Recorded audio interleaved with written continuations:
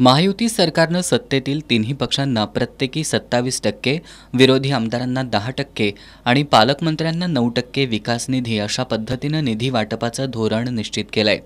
काँग्रेसचे विधान परिषदेतील गटनेते आमदार सतेज पाटील यांनी या फॉर्म्युल्याबाबत नाराजी व्यक्त केली आहे। आमदारांना मिळणारा निधी जनतेच्या विकास कामांसाठी खर्च केला जातो, मग निधी वाटपात हा अन्याय का, असा सवाल आमदार सतेज पाटील यांनी उपस्थित केलाय। निधी वाटपात अन्याय होत असल्यामुळेच जिल्हा नियोजन समितीच्या बैठकीवर काँग्रेसच्या आमदारांनी बहिष्कार टाकला असून आम्ही 6 आमदार या बैठकीला जाणार नसल्याचं त्यांनी पत्रकारांशी बोलताना सांगितलं। महायुती सरकारनं राज्यभरासाठी विरोधी आमदारांना केवळ 10% निधी देण्याचा फॉर्म्युला निश्चित केलाय। यावर आमदार सतेज पाटील यांनी काँग्रेस आमदार ज्या ठिकाणी निधी लावणार आहेत त्या ठिकाणी मतदार नाहीत काय, भविष्यात महायुतीतील तिन्ही पक्ष त्या ठिकाणी मतदान मागायला जाणार नाहीत काय, असे सवाल उपस्थित केलेत। काँग्रेस, शिवसेना आणि राष्ट्रवादीचे जे विरोधी पक्षातले आमदार आहेत, महायुती सरकारनं राज्यातून एक फॉर्म्युला ठरवला की त्यांना फक्त डीपीडीसीतला 10% निधी द्यायचा। मग जे लोकप्रतिनिधी आम्ही विरोधी पक्ष म्हणून त्या ठिकाणी आलेलो आहोत, त्यांचा मतदारसंघ नाही आहे का, तिथे जनता नाही आहे का, तिथं मतं मागायला हे 3 पक्ष येणार नाहीत का भविष्य काळात? आणि म्हणून मला वाटतं हे अन्यायकारक आहे। आम्ही कोल्हापूरच्या डीपीडीसीच्या आजच्या बैठकीला 6 आमदार त्या ठिकाणी बहिष्कार टाकणार आहोत।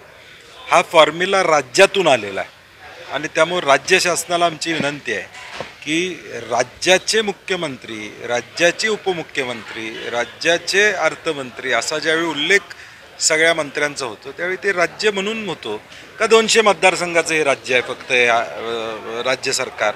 आणि म्हणून मला वाटतं विरोधी पक्षाला ठीक आहे, थोडा कमी दिला आम्ही समजू शकतो, अगदीच 10% म्हणजे त्या मतदारसंघात कामच होऊ नयेत, हा जो काय एक नवीन पायंडा या राज्यात पडायला लागला त्याचा आम्ही निषेध करतो।